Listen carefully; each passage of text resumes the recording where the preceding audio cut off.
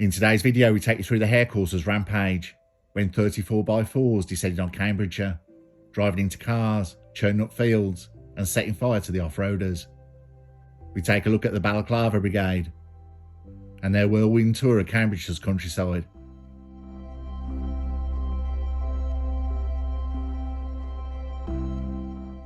So we go to Cambridgeshire, 25th of January 2025, a county best known for its university spires, sprawling farmlands and charming market towns. It's not the sort of place one expects to find itself at the centre of a high-octane crime spree. For generations, the most disruptive events in these villages have been the occasional rowdy pub quiz night, or an overly ambitious village fete, which resulted in an argument over whose Victoria sponge was truly the best.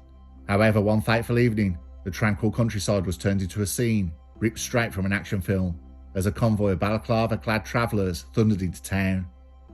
What followed was a spectacle of roaring engines, makeshift racetracks, impromptu bonfires, and an absolutely unprecedented surge in gate and fence repairs.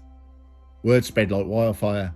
The sudden invasion of mass speedsters sent shockwaves through the otherwise placid community. Retirees peered through lace curtains in horror. Local pubgoers stepped outside clutching their pints in stunned silence. The village groups exploded with theories ranging from a government conspiracy to the new Mad Max film. The event became a legend in its own right. No one knew exactly where they'd come from, or where they planned to go next. But what was certain was they left an indelible mark on the landscape, both metaphorically and quite literally in the form of tyre tracks, scorched earth and rearranged street furniture. Even the county's newspaper, typically reserved for local politics and bake sale announcements, dedicated a full front page spread to the mysterious Hare Coursers rampage. I suppose you could say that was politically correct.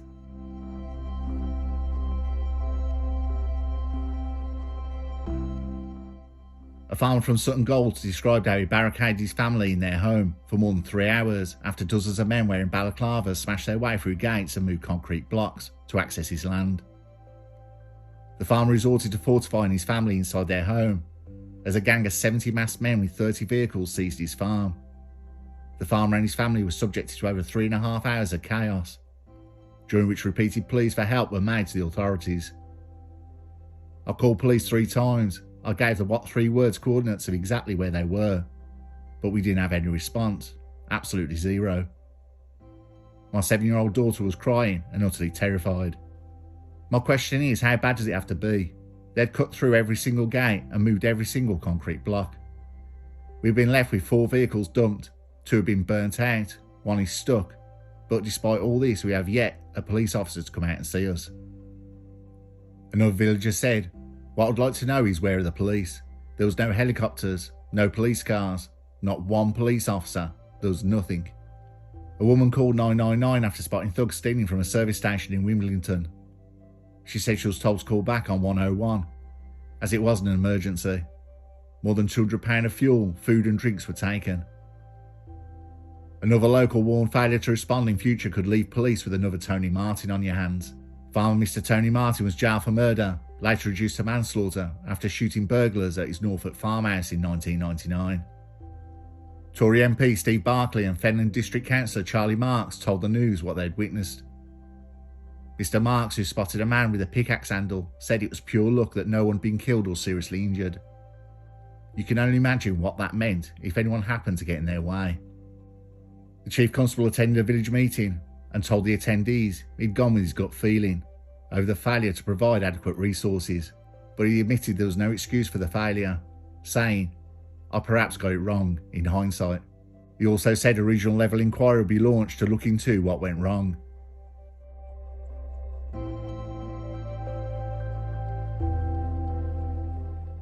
The convoy of up to 30 cars tore through villages including Wimbledon, Walney, Shatteris, Fordham, Prickwillow and Littleport on Saturday.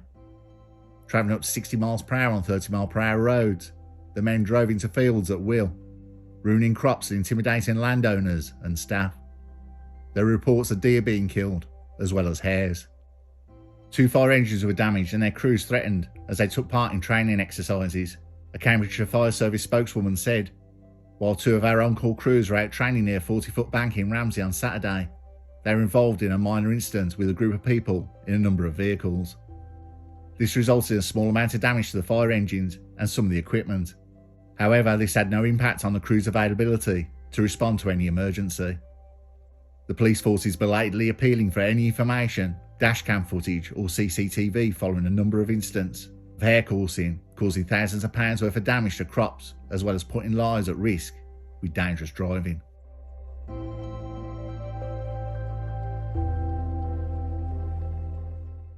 It began with a distant hum, a low rumble that steadily grew into a mechanical roar. Before long, a fleet of up to 30 vehicles came tearing through the narrow village roads, their headlights piercing the twilight, their occupants masked in balaclavas that concealed their intentions as much as their faces. The sight of souped-up hatchbacks, 4x4s, and even a rogue caravan speeding through the lanes left locals gripping their cup of tea in bewildered astonishment. It was a scene no one could have predicted, a bizarre fusion of the Fast and the Furious and an old-fashioned countryside rally, but with significantly fewer safety measures and a great deal more disregard for traffic laws. Confusion reigned as the convoy wove its way through the quiet lanes, tearing past quaint thatched cottages and sleepy high streets, leaving behind a symphony of revving engines and startled sheep. The roads typically ruled by tractors and pensioners in modest hatchbacks had suddenly been transformed into a makeshift Grand Prix circuit. Bewildered villagers stepped outside their homes clutching dressing gowns, while the travellers executed manoeuvres that would have made professional stunt drivers pause for thought. Then, if things couldn't get any more surreal, the group descended upon a village green, the peaceful oasis usually a space for dog walkers and elderly couples enjoying the view. It suddenly became the site of a makeshift stunt show. Tyres screeched, engines roared, and headlights flickered as the convoy performed donuts and drag races, leaving behind deep grooves in the grass and an unmistakable scent of burnt rubber. Some villagers realising they were now effectively part of an impromptu motorsport festival. A man was driving home when 10 4x4 vehicles were speeding towards the driver. A man leaned out the 4x4 and threw an object at the car. The 4x4 was caked in mud and there was no registration plate, and the front bumper was also hanging off. The object smashed the windscreen and dented the side of the car. It's lucky no one was hurt or killed. Another farmer recounted his experience, having never witnessed such lawlessness. He faced 25 4x4s on his farm track, which led to his car being rammed and further damage after he attempted to confront them. He said, "It's not the damage to our property, it's the violation suffered." The farmer made 999 calls and was told police would attend within 3 to 4 hours. He was urgently expecting police intervention within that time, but it's been days and he's still waiting. It's not good enough.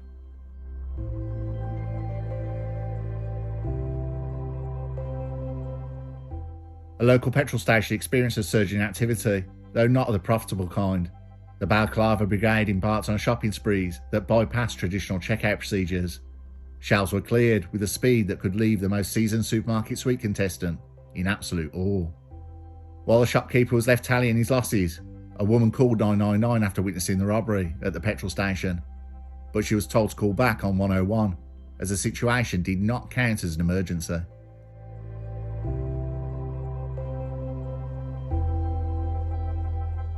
Professional landscape designers spend years perfecting the art of outdoor aesthetics. The Balaclava Brigade had no need for such formalities, arming nothing more than an affinity for chaos and total disregard for traditional property boundaries. They introduced a radical approach to garden renovation. Lawns became rally tracks, flower beds become parking spaces, leaving behind a profound sense of injustice. As if the carnage wasn't enough, the convoy took its theatrical flair a step further by introducing pyrotechnics to the mix. Several vehicles, their usefulness expired. They set ablaze in display that could have rivaled the Burning Man festival. Residents awoke to an eerie glow on the horizon as plumes of thick black smoke curled into the night sky, turning Cambridgeshire's idyllic countryside into something that resembled a scene from beyond Thunderdome. Spectators, despite their outrage, couldn't help but acknowledge the dramatic flair. You have to admit, one resident noted, if you're going for spectacle, they nailed it. Another resident sarcastically said, if the travellers had been more strategic about their timing, they could have scheduled the event around Guy Fawkes night and at least saved the village council some money on fireworks.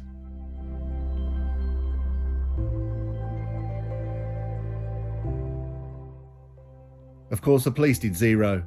Local Policing Commander Superintendent Ben Martin said, the information we had in advance of this gathering had been very limited detail. so a forced widespread dispersal order was put in place. However, due to the scale of the incident and the multiple locations where offences took place, as well as a demanding weekend elsewhere in the country, we didn't have the resources available to deal with every report we received from members of the public. That's a great answer, Commander. 6 days after, 2 men had been arrested for criminal damage and dangerous driving. Cambridgeshire Police said an 18-year-old man from Spalding and a 26-year-old man from Grantham remained in custody in Peterborough on suspicion of violent disorder and attending a hare coursing event. Police also seized 4 vehicles, 3 in Grantham and 1 in Essex, as well as hare coursing equipment. Hare coursing equipment? That must mean a dog. Superintendent Andrew Huddleston, head of the National Rural Crime Unit, said, "What took place at the weekend across several forces is utterly disgraceful and a blatant disregard for both law and civilised society. The multi-force response with specialist support from 2 national units emphasises that it will not be tolerated and that we are committed to responding robustly. We hope today's arrest send a clear message to anyone involved in this kind of behaviour." Police said they would continue to appeal for any help and identify those involved, and dedicated patrols would be in place during the weekend.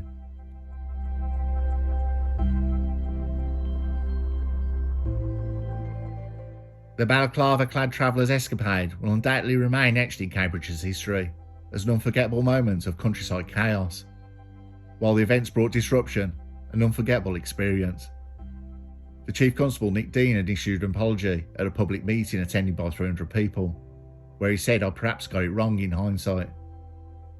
Well, you don't say, Chief Constable Nick. Let's put it another way. If you did any less, it would be called haunting. Some politically correct but are totally wrong referring to the travellers as hare coursers. That's the press and the authorities. Also, let me just tell you something. Hare coursing is illegal also. So there we have it, the Balaclava Brigade and the whirlwind tour of the Cambridge's countryside.